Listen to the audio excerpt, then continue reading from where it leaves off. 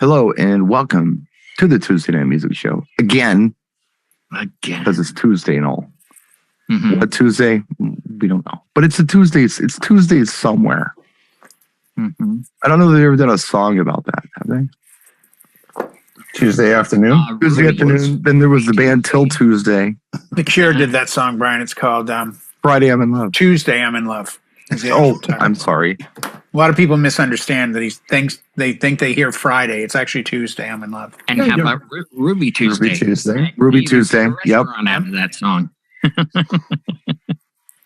So John had suggested that we open the show every week with sharing a great album for our listeners to check out. Okay.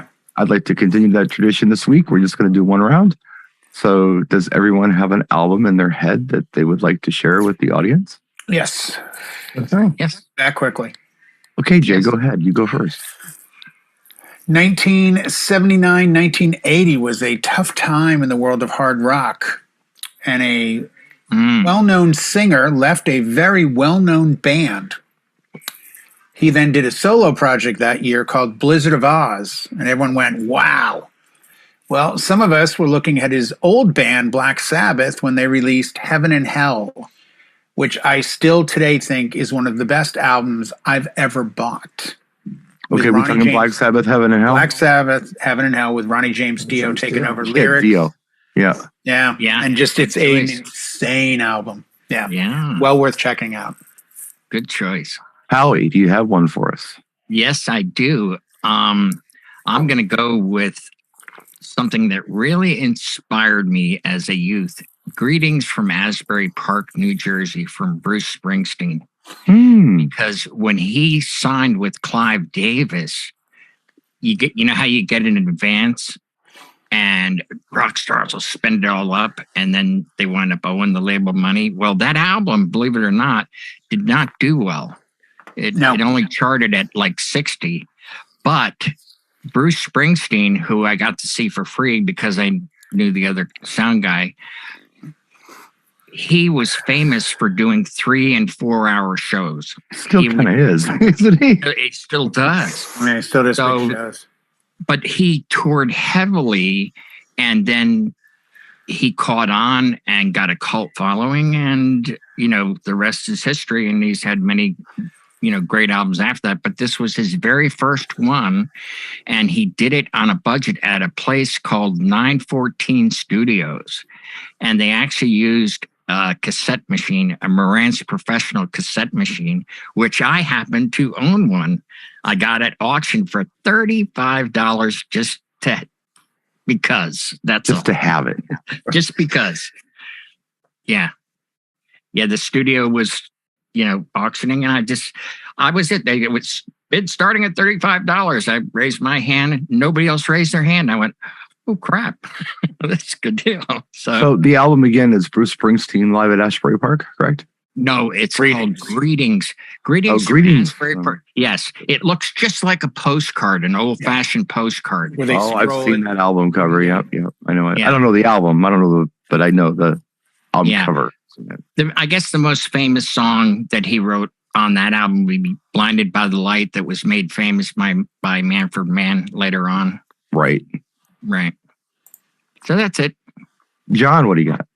Super cool. All right. For my recommended go check it out pick of the week, I'm going to take Legend from Bob Marley.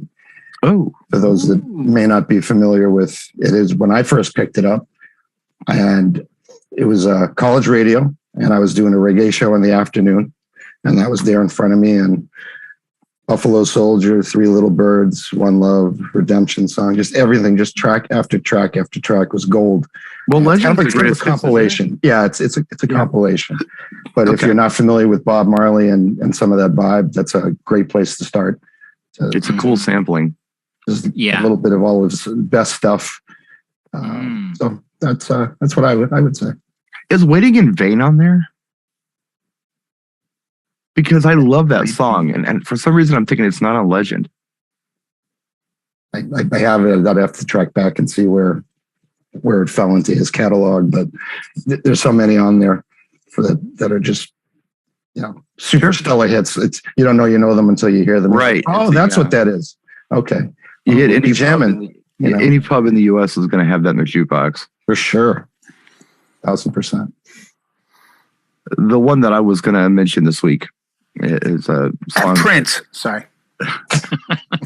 I watched our broadcast that was on the other night where we were talking about we did a whole show for like an hour and a half on records. We just kind of remember that one?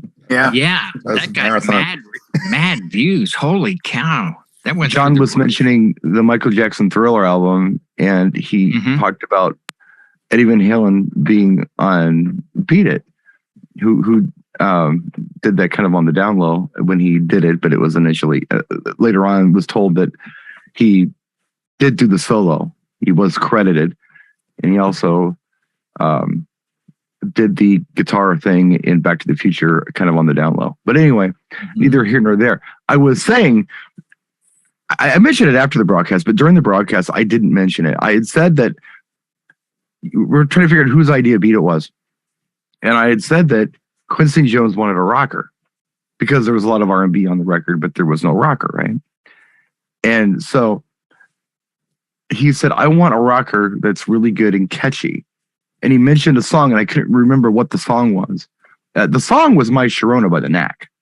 By the Knack, yes. So he wanted a song kind of like that. And if you listen to Beat It in My Sharona, it's kind of like that. It's the influence. It's not the same song. No, it's the influence. But it's influenced by. Yeah, yeah. So I wanted to talk about the album Get the Knack. Because it's actually a really good album. If anybody... A one-hit wonder of an album. Well, it had the hit on it. Right. Was Good Girls Don't Hit? The Girls Don't. Good Girls Don't. Yeah. I would think it's at least 2 tracks off that. Yeah. Well, back in those days, you wouldn't buy a record and listen to one song. You'd listen to the record. And I remember hearing it over and over and over again and really enjoying it. There are some really good songs on there. The ones that just stick out in my head. Heartbeat was a really good song. And what was the other one? The Monkey and Me was kind of a silly song. But there was some really good tracks on there. They got a ton of press. I remember them being like Cream, Hit Parader, Circus, Rolling Stone. I don't know if it was that they dressed like the Beatles, that they had that influence, and it was only a decade past or still part of the same decade. But I just remember being conscious in high school and reading a lot of trade work, and the Knack were huge as far as their coverage, and I couldn't figure it out. I remember thinking, like, they're good, but, like, why are they getting so much press? I think it's sort of like Cheap Trick. You either do get Cheap Trick or you don't. Cheap Trick is probably the biggest rock band amongst rock bands. Like, bands love Cheap Trick. Anthrax did a Cheap Trick song. Joe Perry has had Cheap Trick tour with Aerosmith like 8 times. They are just a loved band. I think that was what the Knack kind of had too, a little bit. The Knack, if I really think about it, and I have never done that until just in this room, thinking about who's in the room. The Knack almost to me sounds like what the Ramones would do if they were better. That's a valid statement. If they knew more than 3 chords. If they knew more than 3 chords is what the Ramones could sound. Kind of they stick around. If they evolved a little further, like you say, that would be the next logical progression. That's where they probably would end up. To answer Jay's question, like, why so big? You think MTV had something to do with it? MTV didn't exist yet. My show came out in 78. Yeah. It came out a few years before. Okay. Yeah. I will say this, and I told you guys afterwards, I was fortunate enough to go see on her birthday, Dale Bozio of Missing Persons. Mm-hmm. Well, I was with a friend of mine, Roger, who's the lead singer of a Huey Lewis tribute band, The Heart of Rock and Roll, and he's a musician. And after about one song, he looks at me and he goes, "Are you watching this bass player?" I'm like, "Yeah, he looks old and he's killing it. Like, he's killing it. Like, he's vibing, he's moving correctly." And we're watching and watching and watching, and we can't figure it out. Well, come to find out later, it was 68-year-old Prescott Niles playing bass for Dale Bozio. Prescott Niles is the bass player from the Knack. Yeah, and that bass he line is insanely good. And today he's 68, and I helped him bring his amps out to the truck because I'm like, afterwards, like, dude, blah, blah, blah. He's like, yeah, man, great to meet you. I'm like, I'm Jay, Roger. Yeah, I'm Prescott Niles. And I think Roger somehow knew the name, and he's like, holy fuck, that's the guy from the Knack. I'm like, it is? He's like, yeah, that's him. And he was great. He was really, really good. I was like, holy, yeah. So I think they probably had a lot of musicianship as well as, other things going on. So that bass is just historic. Yeah. On that track. Oh yeah, it starts out with the drums, and then the bass follows the drums. Oh yeah. And then the guitar follows the bass and the drums. It's the weirdest thing in the world, but and it's got breakdowns. It's got that breakdown where it goes into a whole different, like either time change or something. It does it twice. Yeah. And then it comes back, it's like loops back to that. So you're listening to like 3 different songs all of a sudden. Yeah. It was, I can see why it got big, but it always kind of threw me at the time. Yeah. Actually, now that I think of it, I knew he was going to do that. Well, I'm looking because I have it pulled up to get Prescott Niles' name, but under Wikipedia, I haven't gone to the article, but they're crediting like Pat Torpe, who was with Mr. Big, as being a former member. They're also crediting Terry Bozzio, who was Frank Zappa's drummer and married to Dale Bozio, and the drummer of Missing Persons, and probably as good as Neil Peart or any other drummer in the world, because he was doing stuff back then that no one was doing. So the drums are insane. Yeah. All of those tracks. I mean, they're not Neil Peart, but they're good. No, you're right. But they were such a tight band. Years later, I realized their talent. At first, I'm like, yeah, it's a cool song, My Sharona. Okay, that's cool. But then it was like MTV came along. And I think, Howie, that may have kept them on the zeitgeist of what was going on around them a little bit. But I think in hindsight, it's one of those bands and albums that you look at and just go, damn, this is really good music. It's not just catchy. I think of like, the 70s as coming in, like we started off the 70s with like Tighter, that song. And then we ended the 70s with My Sharona. That was the progression of the 70s. Yeah. Because it came out in 79, and I remember listening to this, because this is what we did. In my family, we would sit around the radio, because it was a big console radio, and we'd listen to the countdown shows. And we listened to the top hits of the 70s. Right. And unfortunately, I think the number one song was You Light Up My Life. But I think My Sharona landed at like 9, like number 9 for the decade. And it had just come out like 6 months earlier. Yeah. Well, and you look at 79. 79 was a very pivotal year. If you trace albums that came out, example, The Cars came out in 79. Mm-hmm. Candio came out in 79. Yeah, The Cars, the band The Cars. Right, but Candio was 79. The debut album was like 77. Oh, was it that? Yeah. Oh, like Candio was 79. Candio was? Holy jeez. Yeah. And the only reason I know this is because when I was a kid, my brother had the tape and there was nothing to do, so he just read the liner notes over and over again. So I knew it was 79. Yeah. Okay. Well, I stand corrected on that. In my head. Don't worry. It's why I'm here. Speaking of, when's the last time you guys played My Sharona at a gig? That's a pretty cool song. That'd be a cool surprise song to play sometime. I played it this summer. Did you? Yeah. I don't think I've played it in 10 years. One of the picnics. And it went over really, really well. They actually sang it was kind of like a sing-along song, really. Because my picnics are noon to 4. And you could hear like either nodding or singing along, Yeah. It's a good song. It's one of those songs that everybody my age and older knows. It's like Jesse's Girl. Yeah. It's very much like Jesse's Girl. It's a great observation. Yeah, it's a lot like Jesse's Girl. The people got the one hit and they crushed it and they were all over the radio and then they disappeared. Like you say with Rick Springfield, Jesse was the big one of the great Ken band, or they were all just hitting with those single songs. And Great Ken had a couple good ones. Yeah. Yeah. The breakup song and Jeopardy. Yeah. And who played guitar for him on that? Joe Satriani. Really? Yeah, he's on the Great Ken album. Yeah, Great Ken hired him. You know, I think in that show that we did too, Jay, now that you're talking about who played on what, you mentioned Jake E. Lee. Yes. And I knew that name and I knew it really well and I couldn't figure out. I think he was in Alice Cooper's band when he did like Constrictor and stuff. I think he was Alice Cooper's guitar player. I think for Constrictor it was Kane Roberts. Was it? And you might be thinking of Kip Winger. Kip Winger, the bass player and singer from Winger, wrote a bunch of stuff and played on Constrictor as well on bass. No, Jake E. Lee was somebody. He wasn't ever with Jake E. Lee started with Steeler, then Rough Cut, Rat, Ozzy is Badlands. Yeah. And now he's got his thing called Red Dragon Cartel.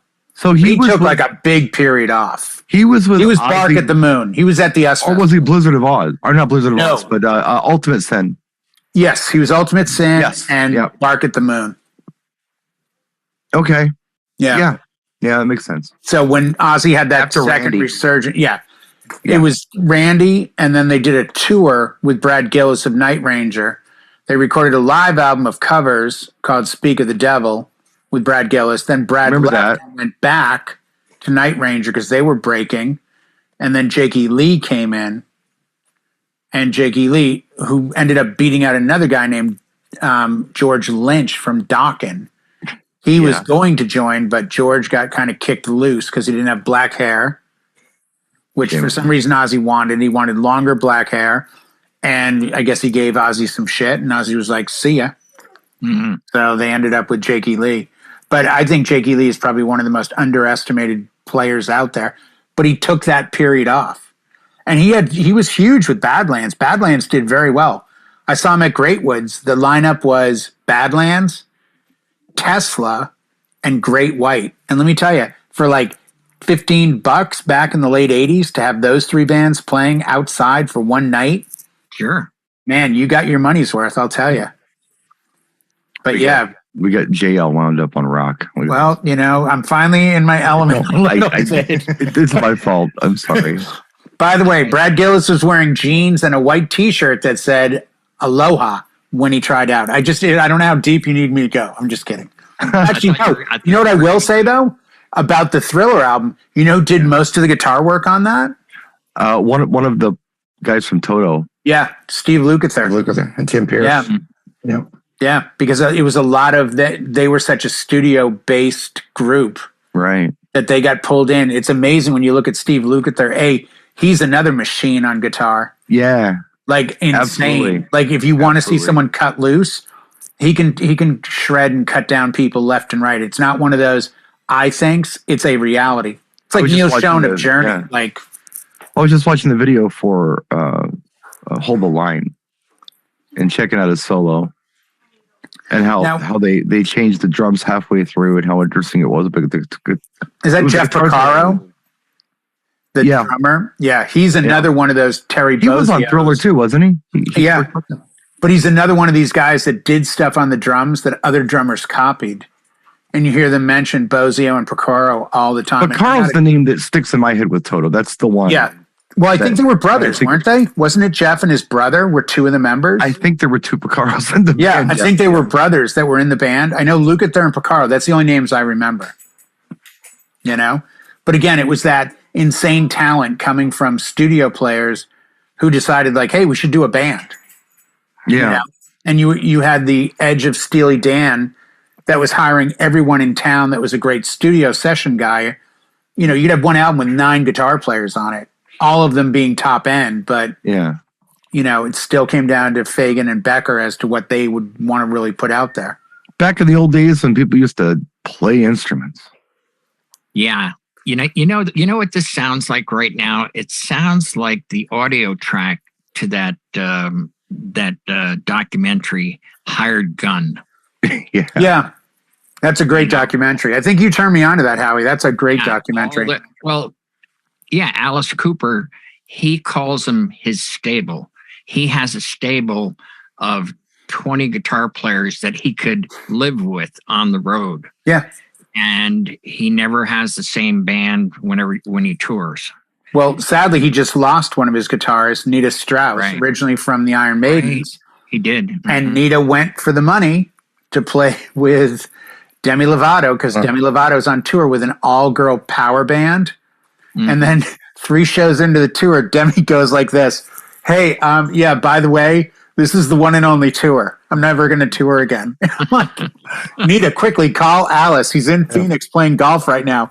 See if he's willing to. Oh, he's already got Kane Roberts back. Kane Roberts is back, yeah. Oh, okay, yeah. But she did put out a solo record at least, so she's got something. She did. She's got something she can she can play at a local, oak tree or Tellos when they. I just want the audience to know, whoever's watching us, I'm just as lost as you probably are right now. Iron Maidens. If you want to see an all-female, insanely talented Iron Maiden cover tribute band, go see the Iron Maiden. Excellent band. Yes, Iron Maiden. No, I was doing a Bill and Ted thing. Yes, scream for me, John Young, kind of thing. Up the Hammers. It's West Ham. I don't understand soccer, but that's what they say. This might as well be soccer, because I just asked. Who knows what they're saying? I don't know. We can just talk about guitar stuff like this all the time, and you guys can just take the night off if you want. I can do it without any prompting. I'll just keep going.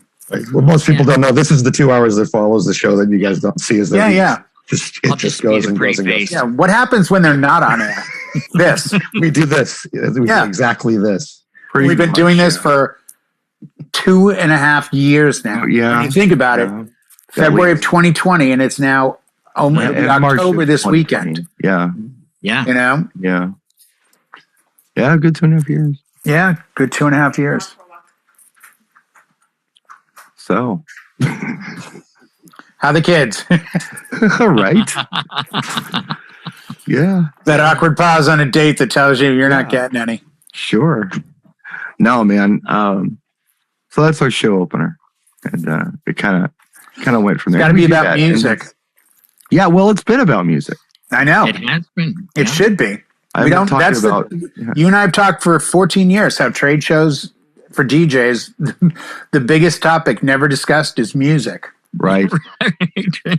Everyone's talking about, I need this new piece of Pioneer DJ gear. Oh, I want this counter. Oh, I want cold sparks. Oh, I want these lights. I'm like, does anyone give a crap about music anymore? Yeah. Yeah. And sadly, to segue a little topic for you guys, I'd like to get your take on this. Sure. I'm running into what I consider to be the biggest enemy of the DJ today, which is people don't own music anymore, so they don't understand the value of music. Like I've had people say, so I had someone who doesn't know what I do, and I met them like, oh, you DJ? I'm like, yeah, I do a lot of weddings, private. So you just get up there to just play Spotify? I'm like, no, that's illegal. What do you mean it's illegal? I'm like, you can't play Spotify at a public event like that and get paid for it. That's stealing. Whoa. So where do you get your music? I own it. Mm-hmm. You own 80,000 songs? I'm like, pretty much, yeah. Yeah, I've bought them over time. Mm-hmm. Wow, that's insane. Because, my kids just go to YouTube Premium. They can listen to anything they want. So what's different about your music? I'm like, well, the main thing is that it's cultivated to be played at particular times as people do particular things in front of me. Sound quality. YouTube and everything else can't do that. Big one. Sound quality. It's not illegal. Edited for content. Your kids can sit there and listen to YouTube. They just can't do it publicly and get paid for it. No ads in the middle of the song. Yeah. Well, I've seen people. I've used Spotify. I've seen DJs, and I've heard this from other DJs. Oh, dude, Spotify. It's all I use for cocktail, dinner, this and that. And I'm like, no. I just and you don't want to be the guy that says, I hope one of us gets arrested for this, because then it'll put. Remember when Napster came out, and then about a year later, suddenly it was, oh my God, did you hear? There's a guy in our market getting sued by, EMI. And they're suing him, and he's got to pay $1,000 fine. And those little rumors start shooting through the industry. Well, it really made people back off. The famous one was when they sued a 7-year-old girl for downloading Napster stuff. They were serious. They actually they wanted money. Yeah, they wanted money from a 7-year-old girl. I think now the industry is so screwed up, and I don't think record labels care. I think they'd sue their own mothers if they thought there was 20 cents in it for them. But I don't think anyone's going to chase that dragon anymore. I don't think anyone's going to follow it and say, hey, we want to make sure you're doing it right. I think Europe and Canada probably still do that to a certain extent. Well, it's funny you mentioned this, because as we were getting ready to do this show, I was getting text messages from a potential client. Now, I wasn't sure who this was, and I finally put two and two together. There's this guy I went to school with, who I recently reconnected with on Facebook. A real nice guy. This is his stepson. And he had sent me, those group Facebook messages, they add people. Hi, this is my son. He's looking to get married sometime next year. He'd just like to get some information on what you do. So I gave him some information and, I don't know, some pictures and some pricing and things like that. Just, general pricing. Right. And I kind of forgot about it. I didn't hear anything else. Well, I started getting text messages tonight from this schoolmate of mine's stepson. And the first thing he says, look, I've never done this before, so I don't know what I'm doing. Yeah, I'm new to it. But question one is, you mentioned that it's, your price is good for 6 hours of music. But we only need you for 5 hours, and some of the venues we're looking at say that they offer a sound system, so you wouldn't even have to bring that. So, well, how does that change the price? Here we go.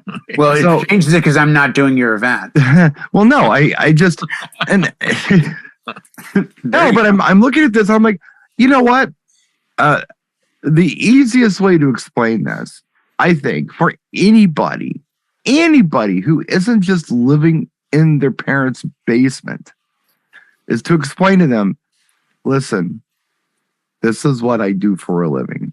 I do a wedding a week, and it's up to 6 hours. If you do it for an hour, it's the same price as it is for 6. It's up to 6. You get up to 6 without more charges. You don't get money back for less time. Right. Oh, and he totally got it. Like, oh, okay. Well, what about sound systems? Like, well, and this is 100% true.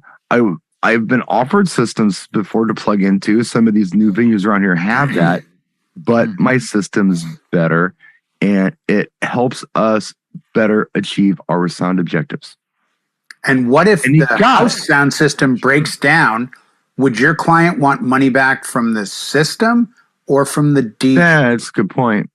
But you can say the same thing about power outages, couldn't you?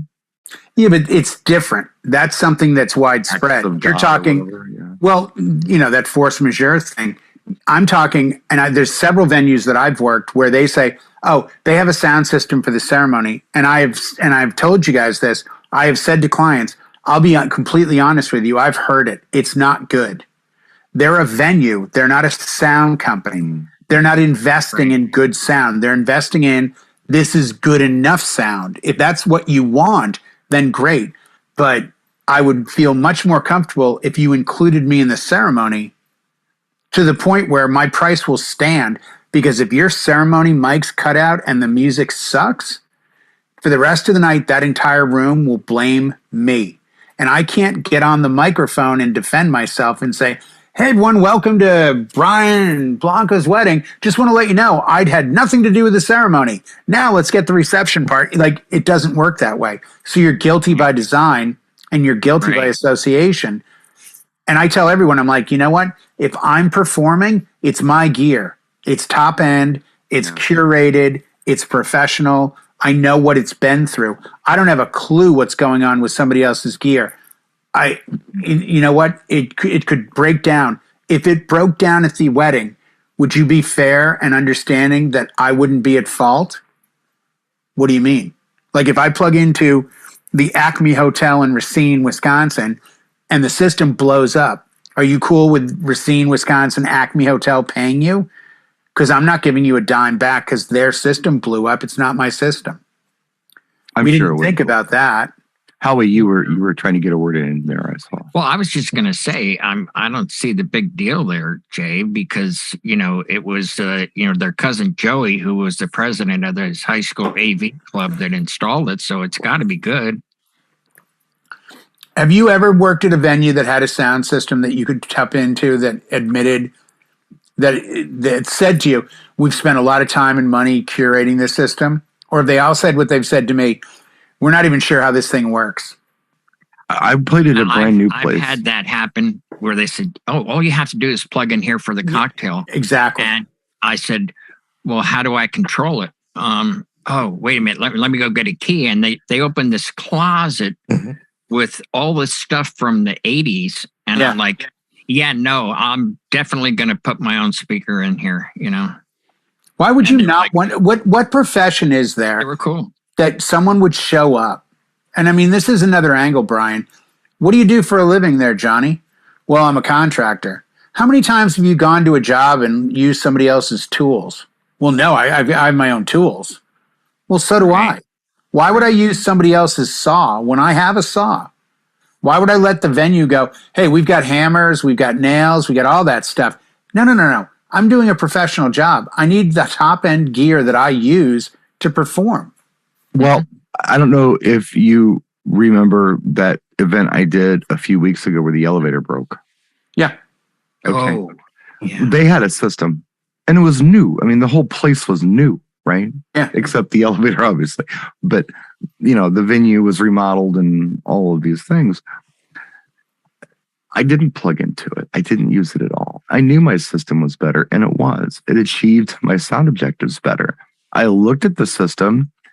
It was, you know, kind of the house speakers all through the room, what you would see at your typical business that's playing music through the speakers. It wasn't anything like a 70-volt background. Probably. Sorry. I mean, I don't know. Just you know, I've tapped in at hotels to those where they've said to me, "Hey, we have a ceiling system with XLR plugs on the wall. Yep. And it's controlled over here by this volume. It goes into the other room where the bar is. You can just tap into that and you can tell they know what they're doing, or they've had someone train them, because they go, you can just tap your booth outline into this. You got it. If that's the expectation you've given the client, or this is a good one, Brian, I'm sure you've seen this. They'll put a podium up at a corporate event with a microphone. And I kind of look and I go, oh, you already have a mic for the client? Yeah, that's part of their package. It goes through our sound system in the ceiling. Oh, okay. So when it comes time for them to give a speech or something, they're going through the whole room in the ceiling. Yeah. Okay, fine. I'll introduce them from my mic and then they can talk on that mic or whatever. I'm fine with that. And I'm even okay adding to my system by tapping into a 70-volt, because I did that for a living for 7 years on the yachts. It's funny you mention that. It's funny you mention that. I know I have to say something because you're totally not using gallery view, are you, Jay? No. No, you should, because that way you can pay attention and read the room a little better. Because sometimes people are trying to talk and you keep talking, or they. So that's how I know you're not using gallery view, because you're oblivious to what anyone else is doing while you're talking, which is fine. I'm just making an observation here. But anyway, I was going to say it's interesting. It's like a detective. It's not going to change anything. Yeah, we're Brady Bunch. So, are you guys on screen? Yeah, really. I didn't know I could see you people. Here. Can you see it? Yeah. I heard silence for a second and I ran. I'm hiding. No one can see me. So anyway, if you go back to the gig log, I think I left a snippet of it in there. There was some sisters who were in the wedding party who wanted 2 microphones. I'm like, look, just pass the mic back and forth. Like, no, we have to have 2. I'm like, okay. Then I guess you take my mic and you take one from the house system. I guess that's how you do it. So one sister sounded fantastic. The other sister sounded terrible because they were running 2 different systems and 2 different microphones. And it's in the video. And you can tell what mic they're using when. So, may I ask a question? Why did they have to have their own microphones? Because they're public speakers that are professionally doing this, and they know all about stuff much more than we could ever know. I don't know. Why do people ask for weird stuff? And no, I just wondered if they had... It's a valid question, Howie, because people will ask for goofy stuff. It is goofy. And in your mind, you may say, well, why the hell do they want that? But you don't say it out loud. I say it out loud. Well, because they haven't been educated. Stop. Well, let's go back. What are you trying to do? Let me help you. That's education. Your objectives. It's kind of like, Yeah. okay, hey, you're 5 years old and you're twins. Here's a Barbie doll you could share. No, I want my own. I had the father of the bride get up to do his toast the other night. He felt he needed to take the mic off the stand, which was at a perfect height for him. Yeah. I was speaking into it and said, now I'd like to bring up Jesse and Anna, parents of our beautiful bride. Round of applause, ladies and gentlemen. And they came up, and I took a couple steps back, and he walked right up and did this. And I could not help myself. I could not stop myself. I said, please don't hit the mic. Do that. The mic is on. Please don't. I will just like, do not do that. Yeah. I was like, please don't do that. The mic is turned on. That's why you heard me introduce you. And the guy looks at me, and afterwards, to his credit, he came up later. He's like, you were amazing tonight. Hey, man, sorry about the mic. I go, let me tell you what it is. You tapping a live mic to see if it's on is like me punching you in the ear to see if you can hear me. And he kind of chuckled, but he got it. Yeah. He understood that. And I guess I know, Brian, you're famous for this at your weddings. Hey, can everyone hear me?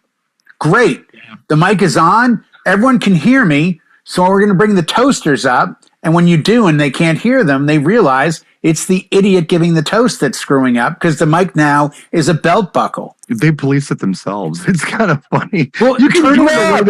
I can't hear you.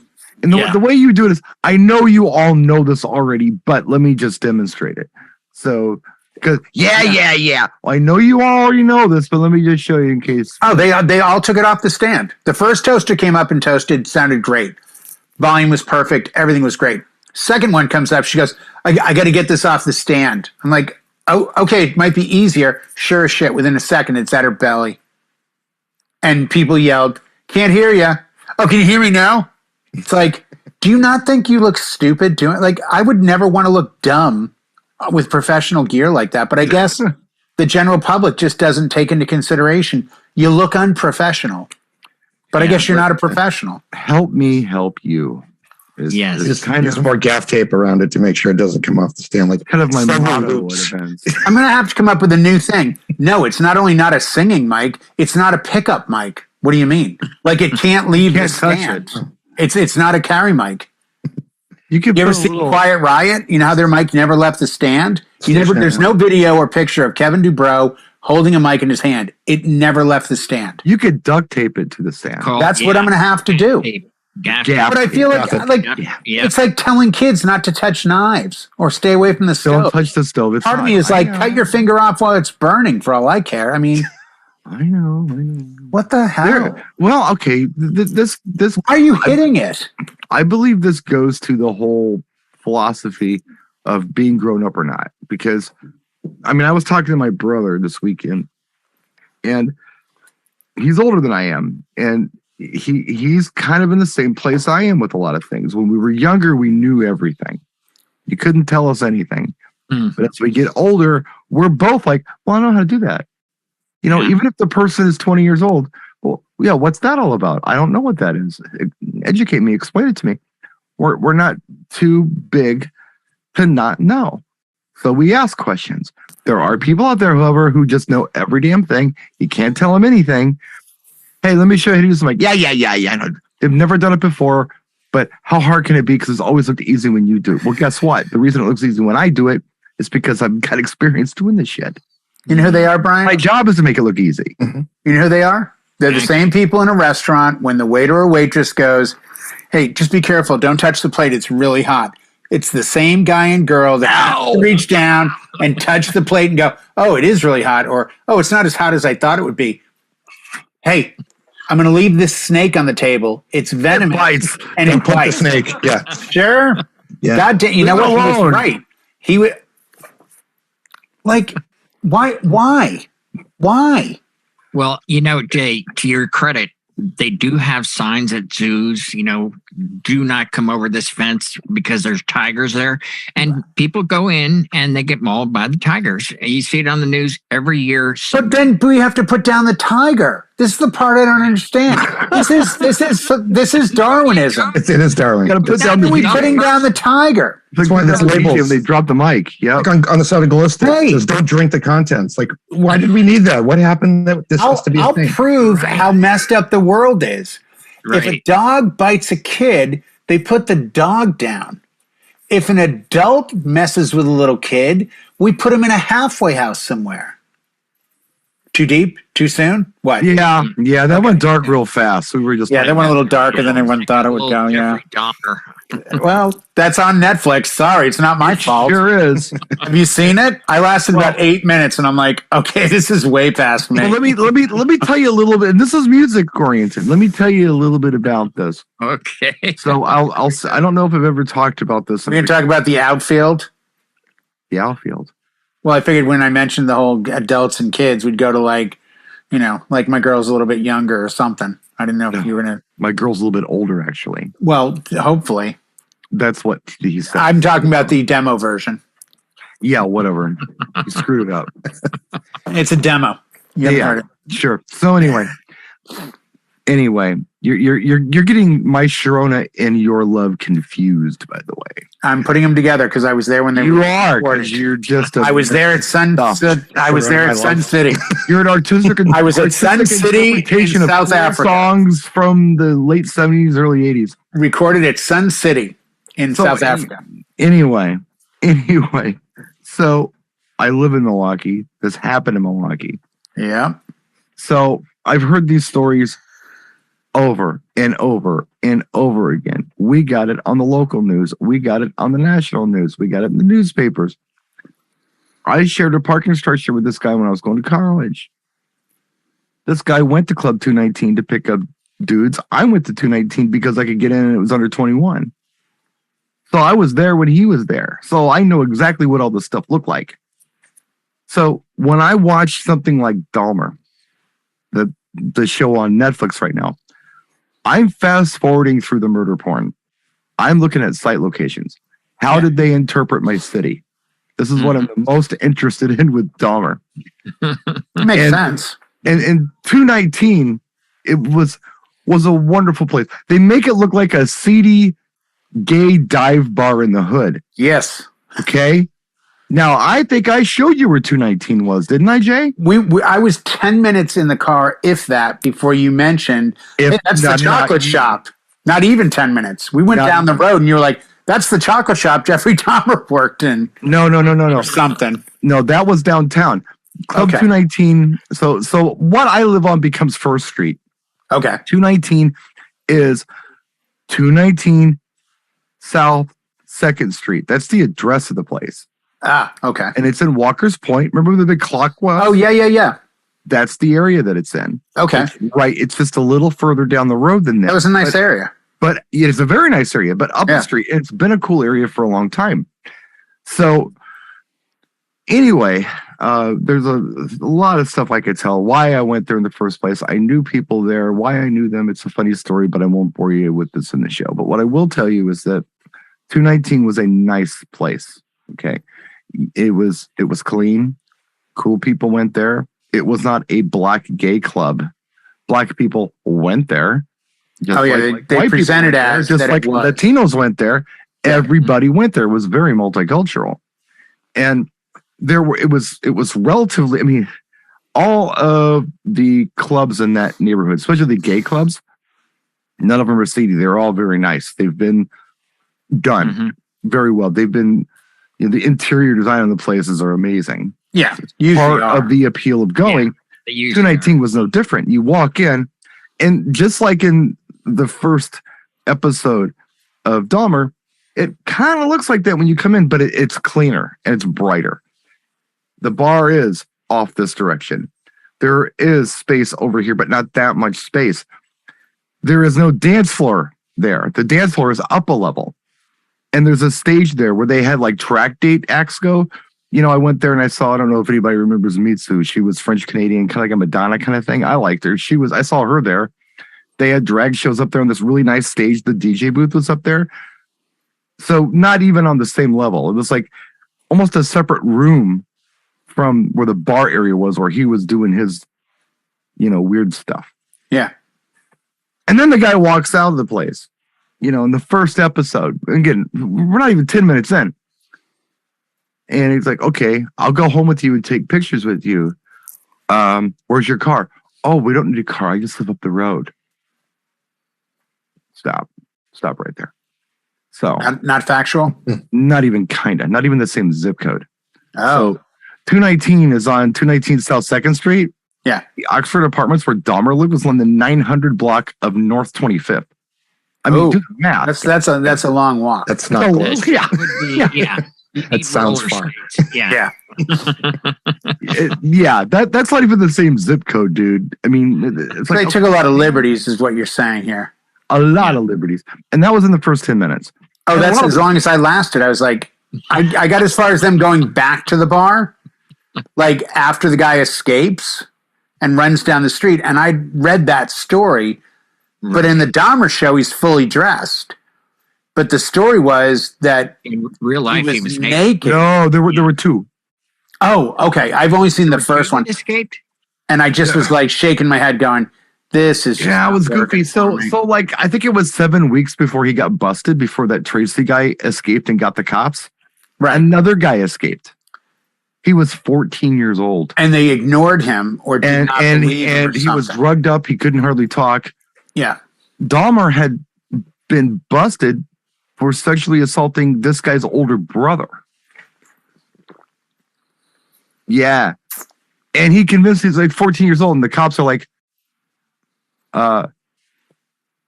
so how old is he? Oh, he's an adult. He's my boyfriend. He just looks young, and he's really drunk, and he acts like this, so he's really drunk. And there are bystanders going, wait, no, it looks like a kid to me. I think I've seen this kid playing around here. It's like, no, it's my boyfriend. He's an adult. Cops just bought it. But do you have ID? In the show, they said this. Do you have ID? Oh, no, we lost it. But I can take you back to my place and show you. I have pictures of him and I together to prove he's my boyfriend. So the cops escorted him back up to the apartment, looked at the pictures, turned around, left, and Dahmer killed the guy and ate him. What were the cops thinking when they asked a naked person, do you have ID? They obviously weren't. Well, I read back. You know what? Where's he keeping it? Anyway, he was supposed to be naked. Right. I don't think the other guy was supposed to be naked. Okay. Then that's confusion. By the way, asking questions and buying the story, that's a question you'd want to ask the police officers that interviewed Gabby, 5-6 months ago, who was terrified of her boyfriend. And the police bought his story that there was nothing going on, and she was dead 4 days later at his hands. Mm-hmm. Then he ends up killing himself down in Florida. But it's like, they're on call after call after call trying to make sense of stuff. And if they don't have to take you back and do paperwork, sometimes it's the path of least resistance. Well, I'm not agreeing with that, but no. I know from having worked with the police. Sure. It's shocking how stuff gets past you and you go, it's really? It's incredibly unfortunate. But before we go any deeper into that rabbit hole, I was going to spin this background into music. And the way I was going to do it, I was talking about some of the music they were playing at 219. So, and I'm paying very close attention to this because, again, I was going to this place at the time. This is not some place I go. You were a regular. No, but I would go often because I could drink there. And I couldn't. Yes. Okay, my friend Cheryl. Okay, here's the whole story. No, I think we've all at some point gone to as an underage. There were certain bars, that you knew you could get in. But there's funny stuff here because there's a line they say in the TV show. I think Tracy may have said it while they're in the bar. Looks at Dahmer and says, we don't get many blonde-haired queens in here. So making it sound like not many white boys come into this bar. Right. Oh. I wonder what the reference meant. Okay. So here's the funny part. Cheryl and I worked at this mall store, right? Yep. Cheryl was the assistant manager of this mall store. Our manager's name was Chris. And Chris looked like Daryl Hall from Hall & Oates. Yep. The hair, the sideburns, the whole Wasn't he a cross-dresser? Oh, okay. She's telling me Chris is a drag queen. I'm like, no, he's not. The dude's got sideburns, looks like Daryl Hall. There's no way this guy's a drag queen. Yeah. No way. Usually has stubble on his face. Something. There's no way Chris is a drag queen. So one night we're out and about, and she's like, okay, let's try this place. And by the way, I win the bet. You're going to say Chris is here tonight. It's a drag show, and he's a drag queen. He's like, no way. So we walk in the door of this place. The first thing I see is this, 6'2" tall blonde. I'm like, I look, and he smiles, says, yeah, like, okay. So that's how I saw that for the first time. So that was funny. But yeah, that was 1991. So I was 20. Right. I just turned 20, and we started going there. Probably, I don't know, maybe April. And this all went down in July or something like that. Right. So we went a few times, but usually for the show where Chris was in it. Sure. And if we just happened to be out, and that was usually on Sundays. So that's always been like Boston. It's the same thing. There were Avalon, because I bartended at Avalon one night, and it was gay. It was called Private Party on Sundays, and it was their gay night. My roommate every night was gay night promoted at it. Right, but I'm saying like Boston was notorious on Sundays. Yeah, a lot of straight clubs would go to have gay parties. There were clubs like that here, but yeah, 219 any was nightclub every night. Yeah, see, the neighborhood I drove you through with the clock towers and all that stuff. That is Walker's Point. Walker's nice Point area. Is kind of the gay neighborhood in Milwaukee, but the bars are mixed. There's like a biker bar. There's like a Mexican bar. There's all kinds of stuff there, and then there's gay clubs, some bars, but mostly gay clubs. Sure. So the music part I was going to talk about is he walks in, they're playing I'll Be Sure Night and Day. Love that song. I don't think it ever played that. And even if they did, love that track. That was probably a 4-year-old song when this was shot. Yeah. And if you know anything at all about gay establishments, they're 6 months to a year ahead. Yeah. They're ahead of things. Yeah. If they do a throwback, it's really good. Yeah. Like really good. And there's a Sylvester remix of it. So, yeah, it's there's a reason they're playing it. It's a special occasion if they do a throwback song. Yeah. But then they're playing Crystal Waters' Gypsy Woman. And it's like, that's more like it. That makes sense. That's what it sounded like in there during that time. Yeah, that track works everywhere. In fact, I know I heard Crystal Waters' Gypsy Woman at 219. I know I did, You think they just tried to get close? I mean, for the royalties they had to pay for the TV show to that's a good songs point. Can we use? Like maybe some of the stuff they wanted cost too much. I don't know. Waters was good. Have you seen it, John? I haven't yet. I might get to this. So. The way I'm watching this, and if I've already said this once before, I apologize. I'm fast forwarding through the murder porn, and I'm just looking at site locations. Right. So, but I did catch this one episode, and it was so funny because it was funny to me.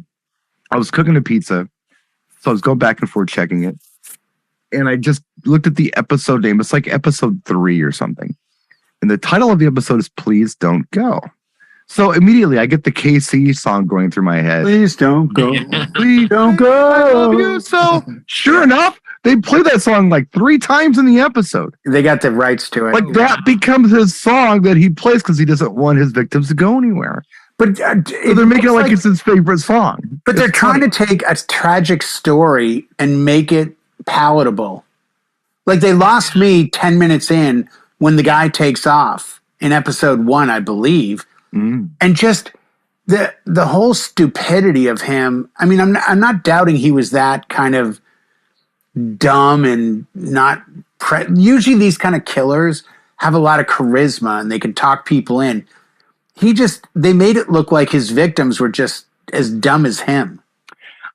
God, you know what I'm saying? It's like he comes off so bad. He doesn't come off like, hey, I'm going to make you a star. I'm a photographer. Look, here's some of my, like, I can see that scenario playing out. You know how people are. And I do. And people we've been to DJ conventions. Yeah. There are those who are gifted and those who are not so gifted. Low hanging fruit. And I think Jeffrey went after the not so gifted. Yeah, I think, yeah. Look, it's shiny. Oh, I'll come over. I think he went for people who looked like they needed money because he was offered them money. Hey, I'll give you $100 if you come and pose for pictures for me. Right. By the way, when this show's over, remind me to tell the Edwin McCain story I heard today. I can't tell it on the show, though. Fair enough. I'll be sure to remind you. Yes. See what I did there? I love that. Yes. I'll be sure. Good I'll call. be. All right. I'll be. Now I got the I'll Be They will. Sure song in my head, but I just feel sorry for Casey because Casey doesn't get respect. Casey doesn't get recognition, and he deserves it because he's a crazy good songwriter. He's a crazy good musician and producer. He's getting attention now for Please Don't Go in a murder porn show. Hey, it'll still get Right. tickets sold at every county fair he plays every summer. I like Harry Casey. Harry Casey's not doing county fairs anymore. Harry Casey's doing bigger stuff than that. Well, Harry Casey was hired by yours truly back in 2001 to play an event for a client of mine, and you'd be shocked at what the negotiation fee was for him and his band. It's stupid money. It was not at the time. Really? It was under 25. Yeah. Wow. He had a lot of demands, but the fee was low. Wow. The fee, because the demands were higher than the fee. He had to have his own bathroom and dressing room. And my office was in the basement of a church built in 1907. And behind my desk was a door that went to a bathroom that was out of service. We had to update the bathroom and make it workable. And he used my office as his green room. And what nobody realized, because I okayed the deal on paper, I was like, yeah, it's going to be about $1,000 to get the toilet put in and do this, and this. But what no one caught on to was that after Casey left and after the band left and everything else, You had a nice I now had an office with a bathroom. There you go. So you That's got a great place to wrap the show. leftovers.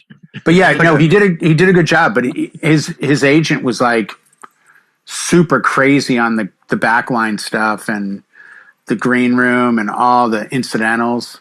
But the fee was not that high, so I told the client just go with it. Yeah. I Well, mean, now it he's probably worked making out to money be from- 50. Yeah, it was probably 50 when we were all said and done. But I don't think 50 grand is very much money back compared. At the same time, Huey Lewis wanted 150. Well, now Pro was 250. now he's making Please Don't Go money from Netflix. Well, if it's Netflix, they wrote a big check. I guarantee they wrote a big check. Back to the Hot 100. It's going to be back on the charts again. Yeah, Here we go. these kids have never heard Casey and the Sunshine Band. It's just Casey on No, this. you know what this is, Brian? We can finish the show with this, but it's also a topic for a show. This is that Stranger Things effect. Yes. That's what you're going to see going down the road. You're going to see artists go, Kate Bush, it's in my brain, only did Running Up That Hill. no, Man with a Child I in don't Her care Eyes. about a Beautiful song. I don't like that song.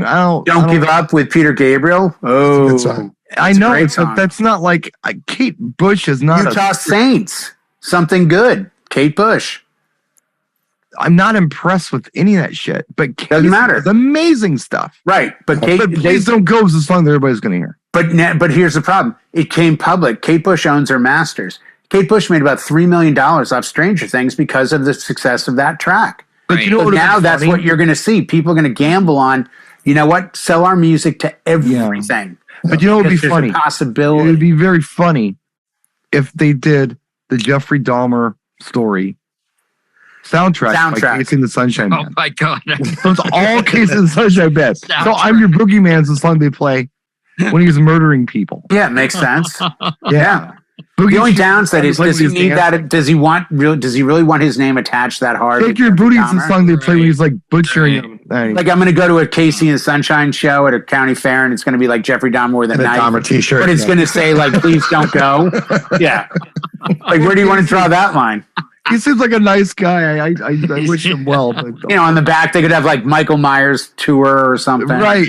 Yeah. Soundtrack by Casey and the Sunshine. Yeah. It's a deep cut from the freezer. Oh, what, too soon? Yeah. And cut.